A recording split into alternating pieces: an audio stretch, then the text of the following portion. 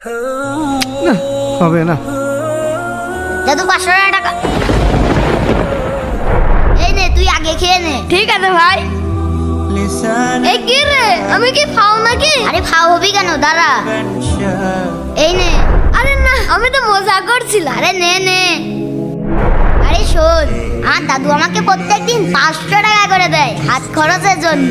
দাদু যতদিন আছে তোদের কোনো টেনশন নেই। আচ্ছা ঠিক আছে, তুই যেহেতু বলছিস নিয়ে আসছি। ঠিক আছে যা। যা যা, ঠিক আছে যাচ্ছি। কি দাদু, এর আবার কি হলো? বন্ধু 200 টাকা ধার দিবি? এই না না, টাকা আমি হবি না, গাড়িতে এমনি তেল ভরতে পারছি না। বন্ধু তোর কাছে হবে? 200 টাকা? আমার কাছে তো 2 টাকা একটা নোটই নেই। মনে হয় তো টাকা এত সস্তা। না, এই স্যান্ডেল আর কয় মাস সারবো, এমআই করি। बस हकीकत में দাদু। দাদু টাকা লাগবে? হ্যাঁ দাদু। দাঁড়াও দিচ্ছি, এই নাও।